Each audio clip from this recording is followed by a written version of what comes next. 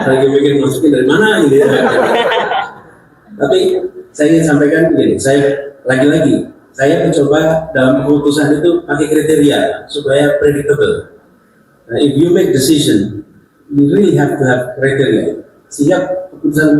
Jadi apa kriteria? Satu, dia bisa membantu kemenangan. Tentu saja, bukan? Masa pasangan yang malah membuat kalah gitu? Iya kan? Yang nomor satu, dia bisa membantu kemenangan. Yang kedua, dia bisa membuat koalisi makin solid. Tiga, dia bisa membantu di dalam proses pemerintahan bila ditakdirkan menang. Keempat, dia punya visi yang sama. Jangan sampai visinya beda, nanti rutenya beda. Nah, itu semua programatik, itu semua teknokratik. Yang kelima adalah lebih pada kepribadian. Apa? Chemistry-nya baik. Boleh kan punya chemistry yang baik sehingga bisa jadi duit tunggal? Benar ya kira-kira? Gitu kira-kira. 5 kriteria itu. Dan di dalam proses ini sedang berjalan ini. Tapi saya rasa dalam perjalanannya kelihatannya ada kriteria nomor 0. Yang itu dulunya saya tidak memasukkan itu, yaitu tak bermasalah.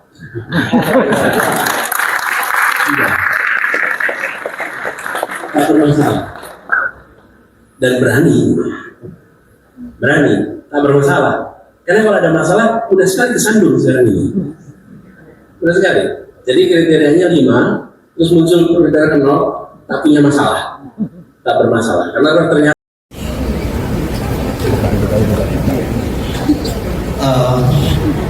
wow, ini meriah sekali nih kayaknya. Ramai nih mas, tepuk tangan dulu nih buat Mas Anies Baswedan.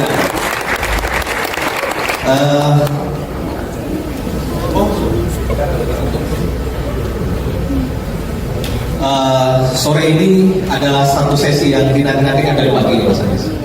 Jadi banyak yang tanya ini Mas Anies jadi datang atau enggak. Saya bilang karena Mas Anies baru dari Tanah Suci, ya saya cuma bilang saya sedang berdoa. Mudah-mudahan Mas Anies kejadian datang, tidak ada hal yang merintangi, dan kita bersyukur Mas Anies sudah bersama kita. Jadi mungkin dalam waktu 30 menit, kalau boleh nawar, tanyakan dikit. Tadi saya sudah sampaikan ini forum IDE, Indonesia Data and Economy Conference. Sebetulnya kita menyebutnya bukan IDE tapi IDE, karena disinilah akan bicara setahun sekali ide-ide besar, perspektif, kemudian gagasan yang tadi Mas Anies sudah banyak juga melontarkan ketika kami ngobrol di ruang sebelah. Saya kira ini kesempatan yang luar biasa karena kita semua tahu Anies tentu menjadi tokoh nasional yang sedang menjadi perbincangan paling hangat juga sekarang ini menuju 2024. Jadi sekali lagi Pak Anies, terima kasih sudah hadir, dan saya kenal beliau cukup lama. Kebetulan kami satu alma mater di Fakultas Ekonomi Gajah Mada. Nah, cuma Pak Anies sekolah dulu ke Amerika, saya tidak berkesempatan. Jadi Pak Anies setahun di bawah saya. Secara ini boleh nyomong Pak Anies adik kelas. Tapi soal nasib beda jauh. Jadi Pak Anies sudah menjadi malah melintang kemana-mana, salah satu tokoh paling berpengaruh juga di dunia waktu itu, tokoh muda. Kemudian kita tahu langkahnya tidak perlu diceritakan lagi. Nah, sore ini kita ingin berbagi ide, gagasan dengan Pak Anies tentang apa yang dikerjakan oleh Pak Anies di Jakarta, kemudian apa yang bisa dikembangkan untuk di Indonesia. Nah, pertama-tama Pak Anies, ini bahwa majalah The Economist misalkan belum lama ini menulis Indonesia mungkin bersama India akan bersaing menjadi negara yang tumbuh paling cepat setelah China. Kemudian juga McKinsey dan Profesor Rubini dari Amerika meramalkan bahwa Indonesia mungkin tahun 2030 akan menjadi negara ke-6 atau ke-7 besar dunia. Kemudian juga Presiden Jokowi mencanangkan 2045 kita sudah menjadi negara 5 besar dunia. Nah, persoalannya adalah apakah benar itu akan kejadian dan di titik mana kita itu berada. Ini ada yang kita gali berdasarkan pengalaman Pak Anies 5 tahun memimpin Jakarta, apa yang nanti bisa dibagi ketika mengangkat ini ke dalam level nasional. Nah, untuk mengawali itu, kita tahu Pak Anies baru menulis beberapa waktu lalu di Harian Kompas ya, sebuah tulisan dengan judul meluruskan jalan menggelar keadilan sosial. Nah, kira-kira mungkin bisa diceritakan dulu pemikiran yang ditulis itu, kita ingin dengar sekarang secara lisan. Mungkin lebih menarik daripada kita baca, kita dengarkan ada suaranya, ada tone-nya, ada emosinya, ada body language-nya. Silakan Pak Anies, mulai dari situ. Terima kasih Mas Meta. Assalamualaikum warahmatullahi wabarakatuh. Selamat sore, selamat datang untuk semuanya. Selamat buat kata data, selamat buat Mas Meta. Memang ini kita tadi kalau tadi tanya datang tidak gitu. Prinsipnya saya sering bilang lebih baik mendadak datang daripada mendadak datang. Karena pasar yang gede itu lebih lama. Tapi insya Allah kalau yang undang Mas Meta saya datang karena tadi dibilang kami ini sebetulnya seangkatan, tapi saya tinggal kelas tahun jadi beliau di atasnya. Dan ketika dulu kuliah, memang di antara kita para mahasiswa ini termasuk yang tekun, rajin dan IP-nya baik. Harus sebaliknya. Jadi Mas Meta ini terus berorientasi ke data riset. Ketika jadi wartawan juga kuatnya di data riset. Terima kasih. Saya kalau diundang Mas Meta, saya bilang, saya nggak berani nggak datang. Itu jadi masalah. Nah, terkait dengan ide, gagasan, dan yang tadi disampaikan, ada banyak pandangan tentang Indonesia ke depan, dan banyak dari pandangan-pandangan itu yang optimis. Saya rasa kita share optimis itu. Kita setuju, dan kita ingin optimisme itu menjadi kenyataan. Bahkan kita ingin lebih baik lagi daripada yang mereka prediksikan.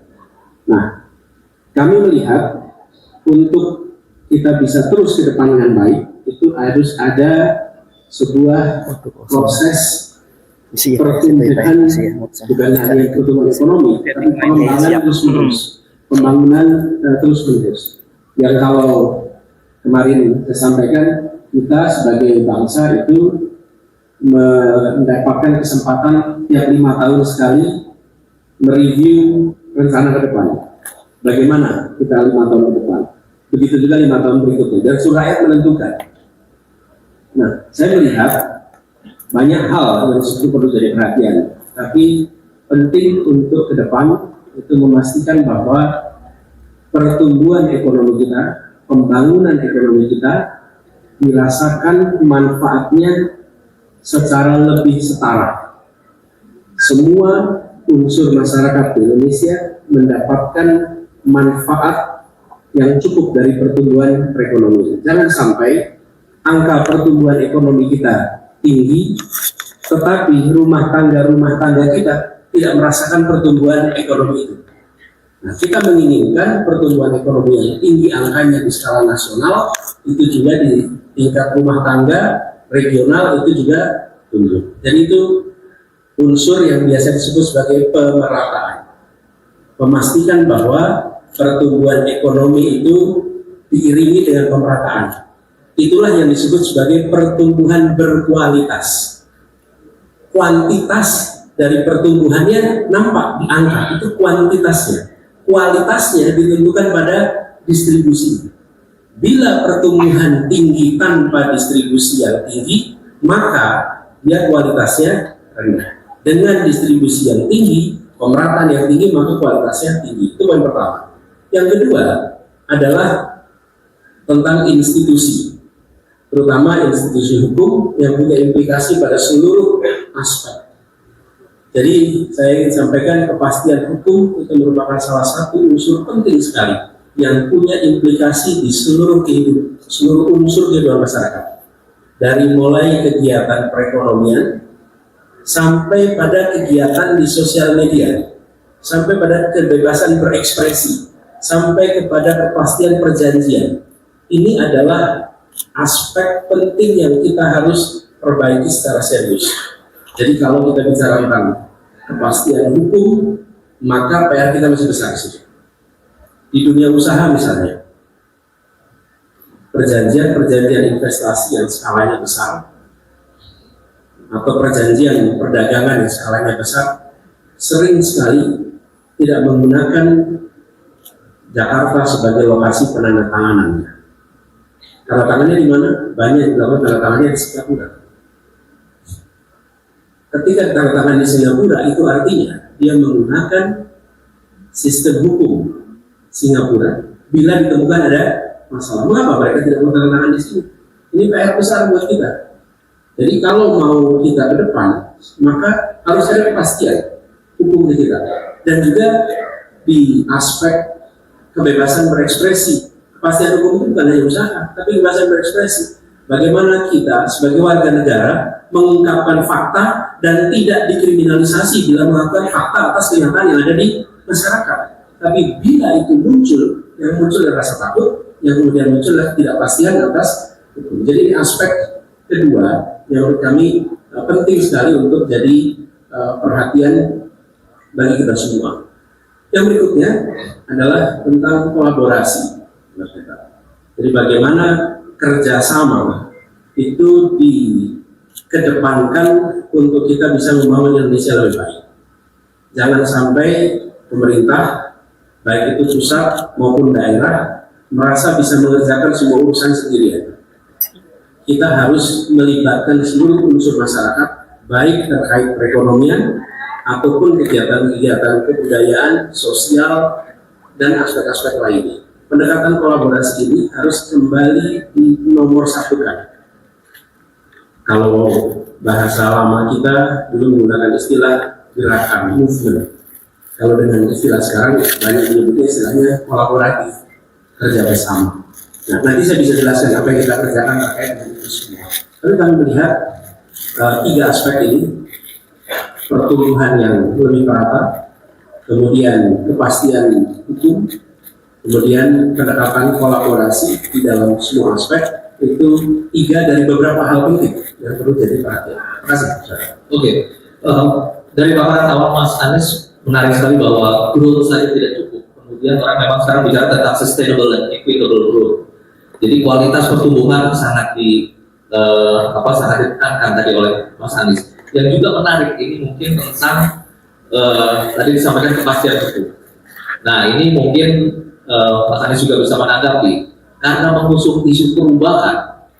Nah kemudian orang di kalangan dunia usaha juga khawatir, waduh ini nanti kalau Pak Anies jadi presiden, kemudian semuanya berubah, bagaimana kemudian sanctity of contract, bagaimana perubahan itu tidak kemudian mengacaukan apa yang sudah settle dan sifatnya sakral dalam hal kontrak. Mungkin Mas Anies bisa menyampaikan itu.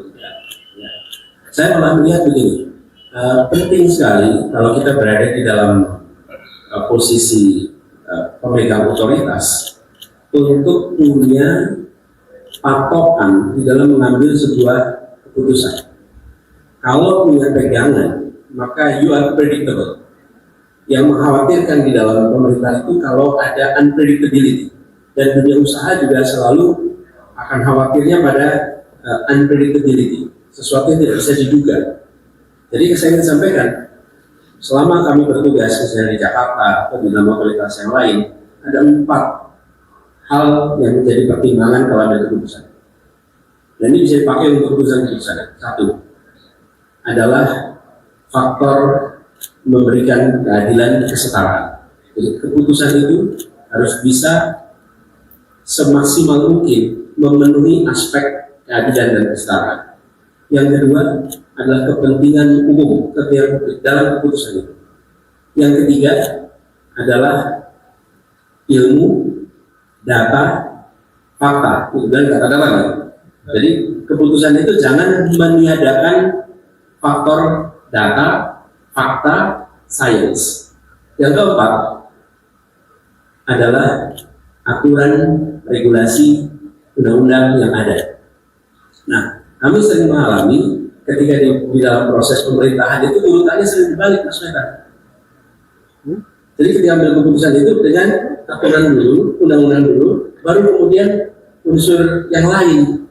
Nah, kami melihat harusnya dibalik supaya apa?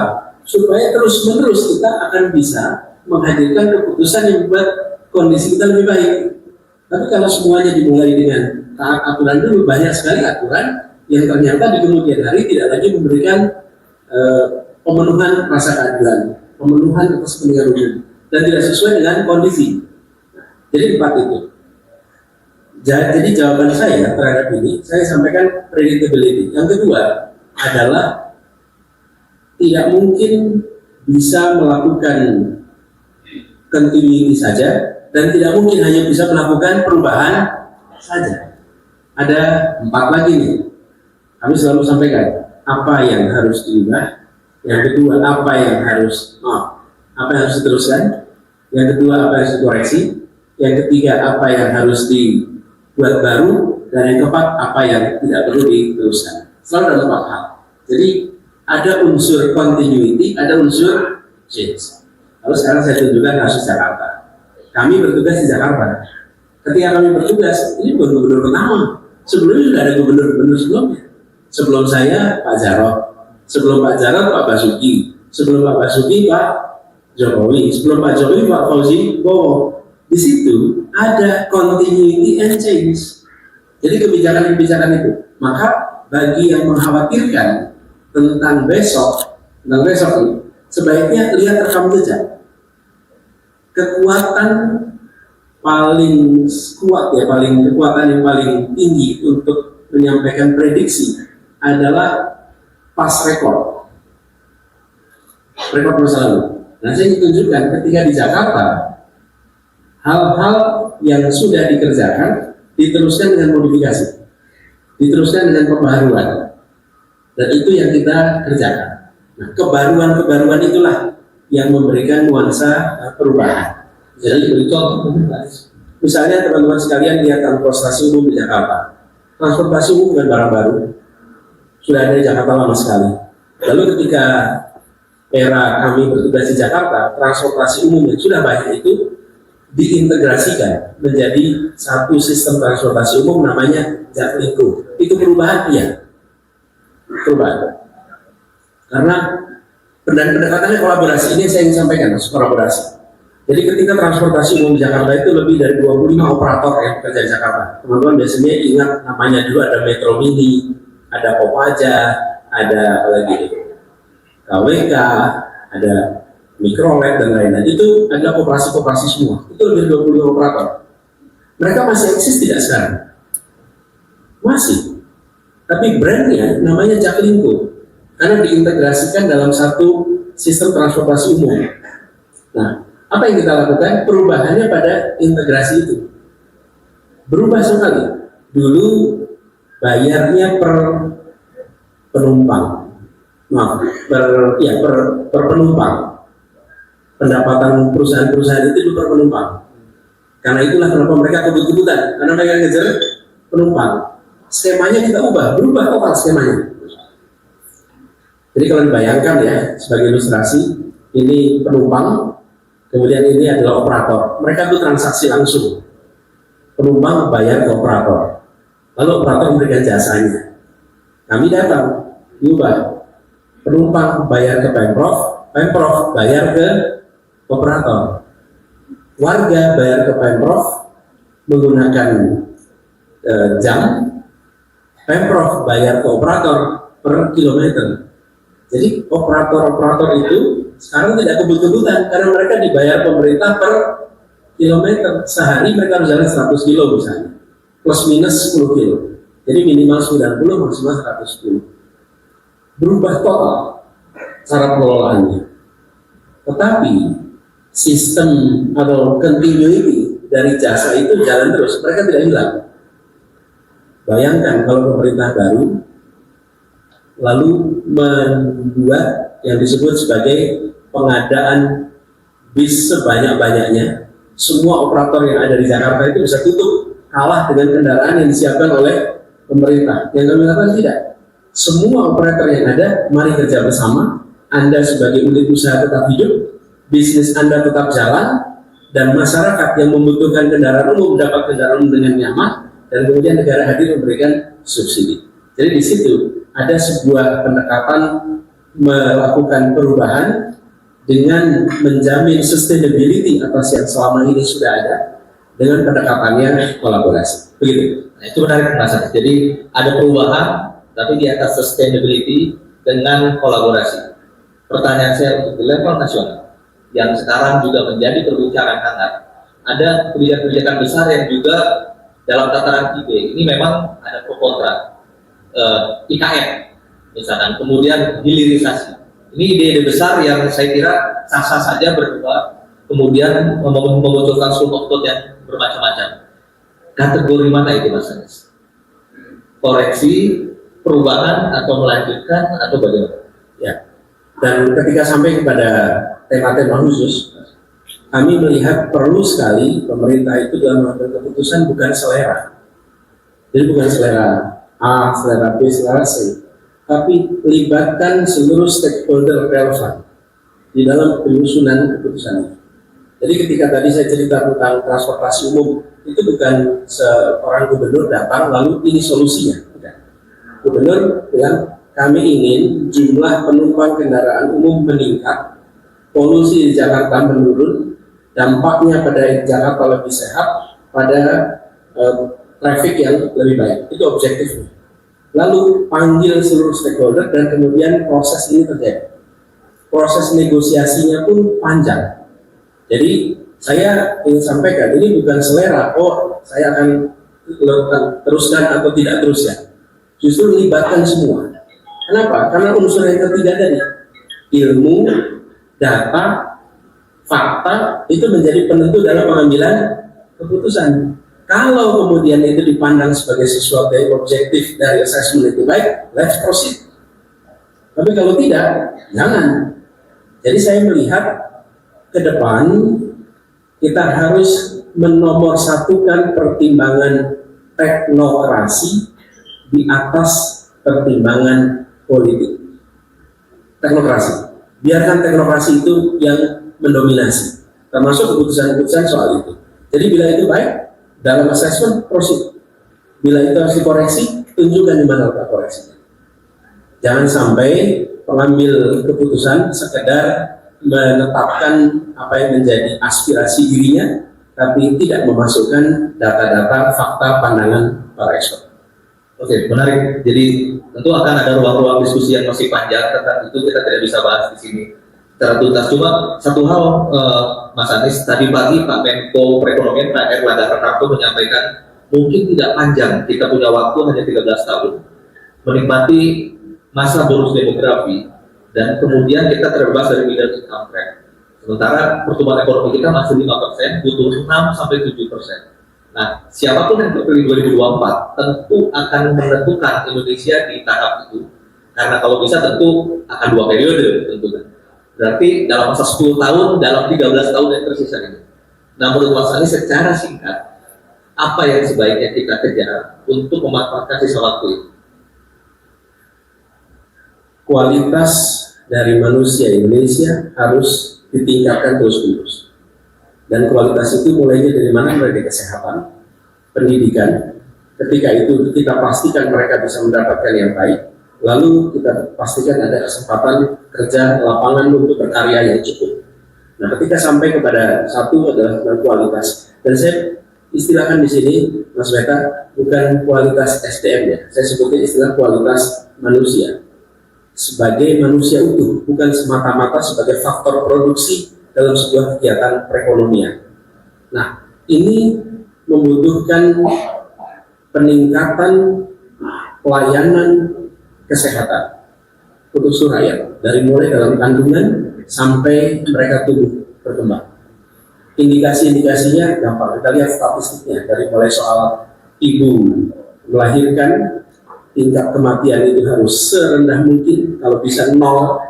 Lalu kita bicara tentang angka pertumbuhan anak dari mulai usia 0 sampai dengan usia 5 tahun, 10 tahun itu tumbuh sehat. Ini penting sekali, karena efeknya di jangka panjang. Lalu yang kedua adalah pendidikan. Pendidikan mendasar sekali. Satu, akses. Akses ini indikasinya sederhana.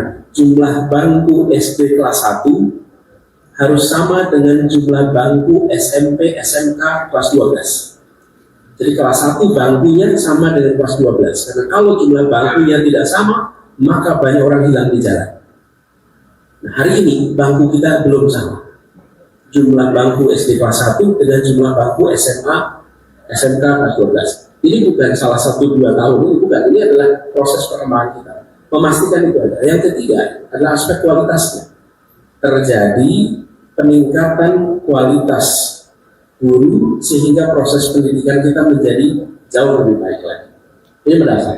Lalu ketika sampai pada aspek mereka sudah sehat, terdidik, maka fase kedepannya adalah memastikan ruang berkaryanya cukup atau tersedia.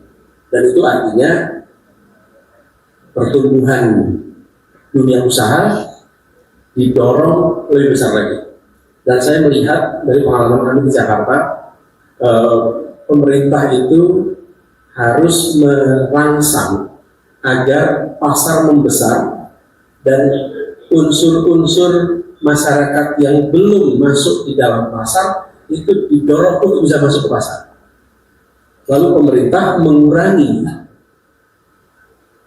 kegiatan usahanya di dalam pasar, tapi biarkan private sector yang dominan.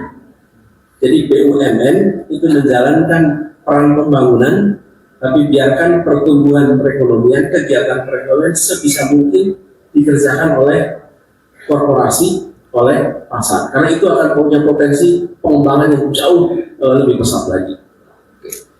Next, sedikit belok ke politik. Karena ini pasti ramai.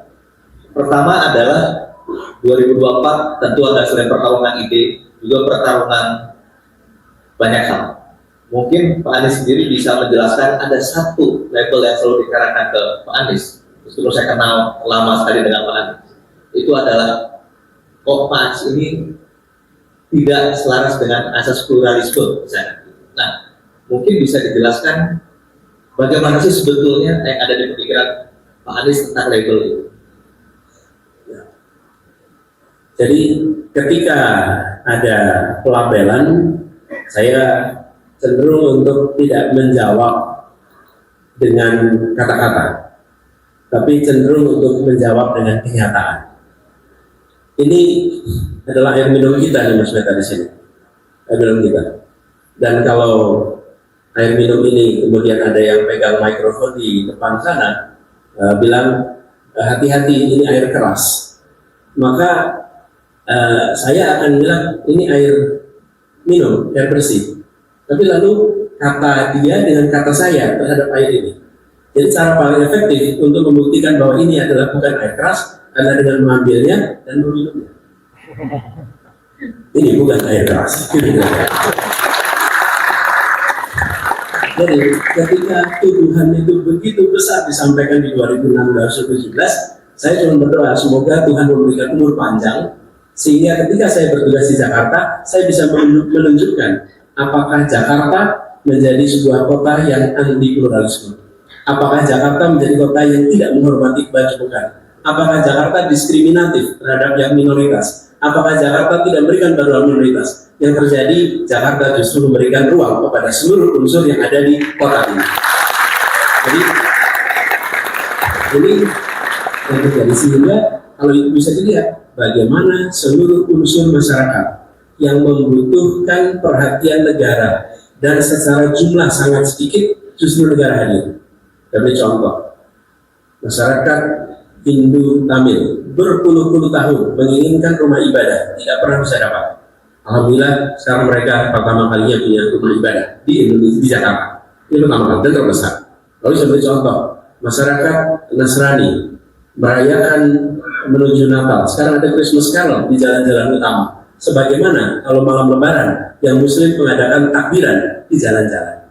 Dan apa yang terjadi? Ruang untuk berekspresi bagi seluruh kelompok masyarakat itu diberikan. Jadi saya ingin menjawab semua sangkaan-sangkaan itu tidak dengan kata-kata, bukan dengan pernyataan, tapi dengan kenyataan. Dan itu yang ditunjukkan di Jakarta. Luar biasa. Aduh, waktunya saya tidak sama. Beda. Kalau saya dari sisi saya sih nggak masalah. Betul masalah. Menarik ya sampai subuh gitu. Kemudian Mas Anies juga ini kan kita juga tahu bahwa dalam perbincangan terakhir itu bicara tentang orang menunggu sampai mungkin September Oktober nanti adalah siapa sih yang akan mendampingi Mas Anies ini nanti maju. Kira-kira Bapak Ibu setuju kan kalau kita tanya ya? Mau nyebut nama boleh, alhamdulillah. Tapi kalau nggak nyebut nama, kira-kira kriteria konsep atau apa gitu, Mas Anies? Atau ada usulan di sini. Saya masalahnya kurang pintar waktu kuliah. Kalau saya pintar, saya melamar. Monggo silakan. Kira-kira seperti apa? Iya. Kalau pikir kayaknya ada. Dalam dari pertanyaan ini. Gini teman-teman.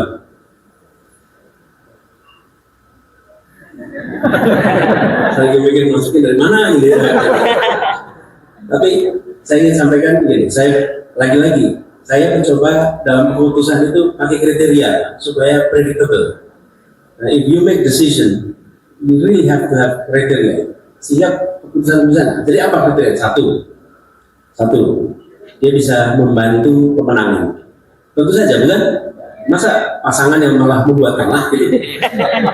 Iya kan? Jadi nomor satu, dia bisa membantu pemenangan. Yang kedua, dia bisa membuat koalisi makin solid. Tiga, dia bisa membantu di dalam proses pemerintahan bila ditakdirkan menang. Keempat, dia punya visi yang sama. Jangan sampai visinya beda, nanti rutenya beda. Nah, itu semua programatik, itu semua teknokratik. Yang kelima adalah lebih pada kepribadian. Apa? Chemistry-nya baik. Boleh kan punya chemistry yang baik sehingga bisa jadi duit tunggal? Benar ya kira-kira? Gitu kira-kira. 5 kriteria itu. Dan di dalam proses ini sedang berjalan ini. Tapi saya rasa dalam perjalanannya kelihatannya ada kriteria nomor 0. Yang itu dulunya saya tidak memasukkan itu. Yaitu tak bermasalah.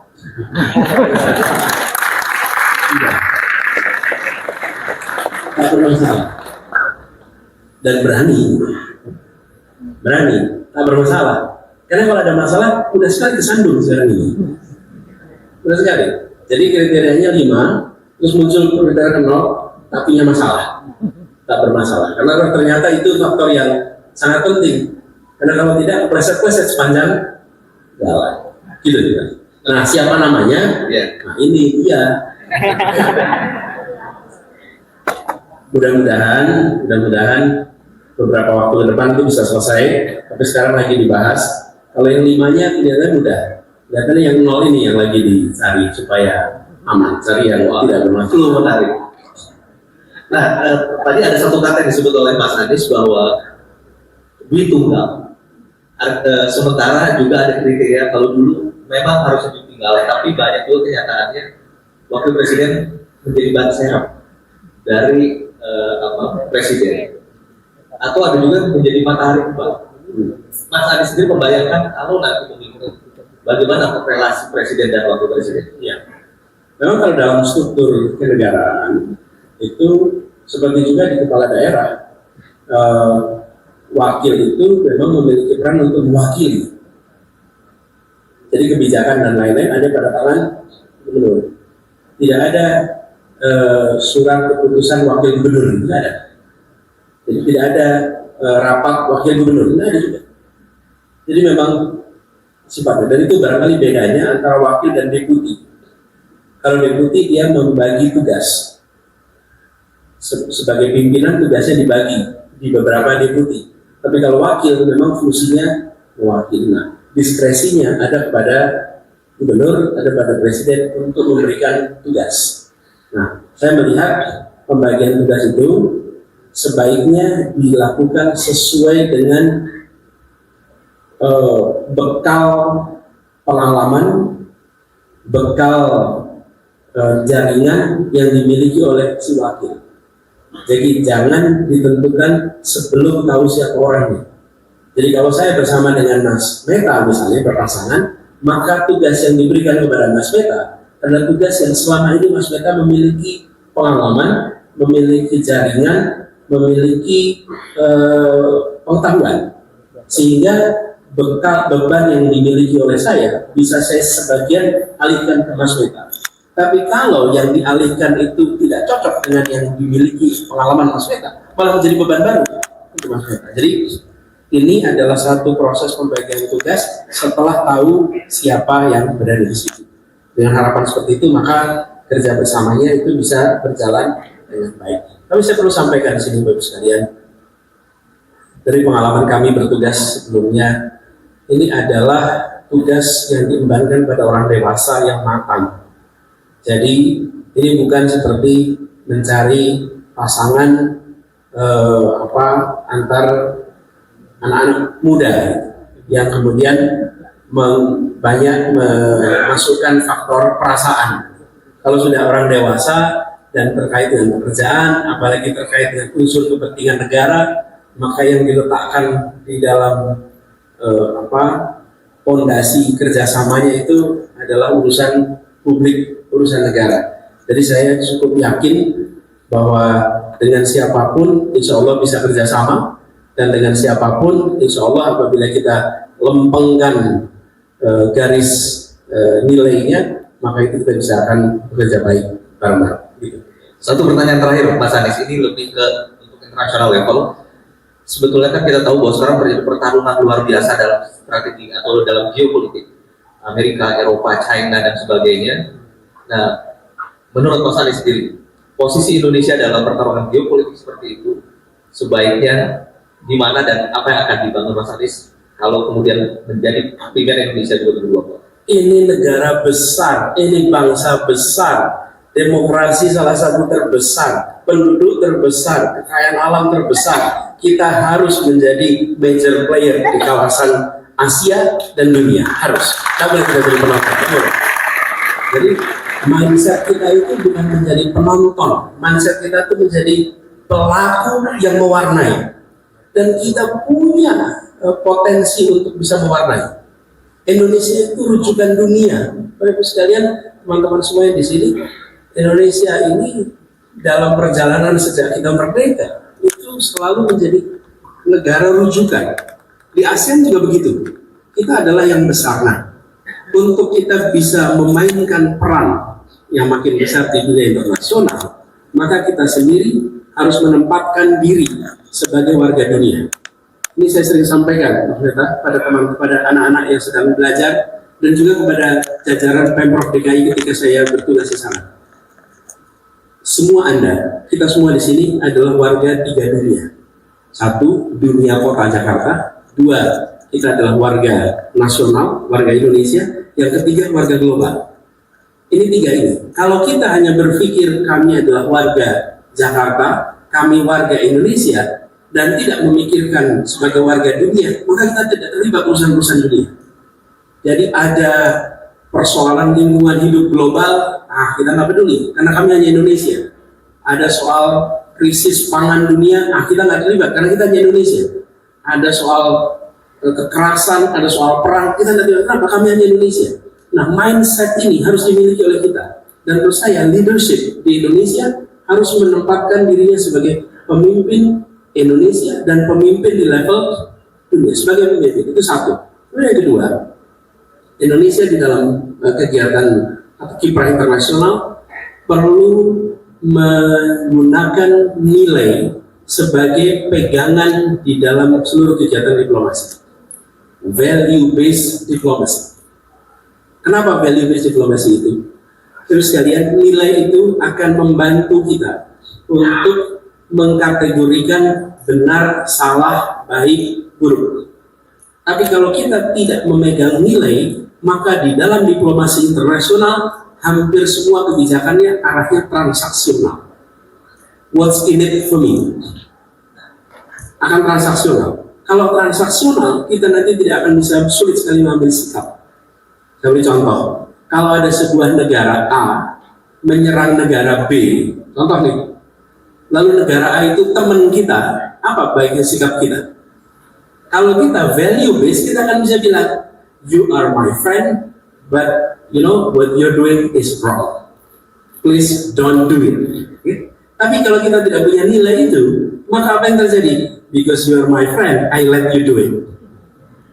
Transaksional kita. Nah, kita sudah saatnya menomorsatukan lagi itu nilai itu. Sehingga kita berani bersikap. Bila ada negara-negara yang melakukan kerjasama, yang di situ memberikan dampak pada lingkungan yang buruk, kita akan bisa bicara. Jadi kami melihat ke depan Indonesia harus mainkan peran, dan Indonesia harus menggunakan nilai sebagai salah satu atau pegangan utama dalam kebijakan. Dan saya cerita sedikit Mas Beta kalau terkait ini. Kami di Jakarta mendorong kota Jakarta aktif di dalam forum global. Dan Jakarta kemudian diperhitungkan. Jadi kami hadir di forum-forum global DKI, bukan hanya saya, tim DKI. Itu bukan untuk belajar, tapi Jakarta hadir memberikan pengalamannya sebagai pelajaran bagi kota-kota besar lainnya di dunia. Jadi di dunia itu ada namanya C40, Asosiasi Kota Besar Dunia. Asalnya 40 kota, penduduknya di atas 5 juta. Nah Jakarta ini kemudian menjadi leadership malah di situ. Jadi ketuanya adalah wali kota London, wakilnya gubernur Jakarta, dan gubernur Tokyo. Sehingga kita hadir bukan sebagai penonton, tapi kita hadir dari partisipan aktif dan mewarnai. Kami berharap Indonesia ke depan berada di gelanggang dunia, bukan sebagai penonton, tapi kita hadir sebagai yang mewarnai arah perkembangan global di masa depan. Luar biasa.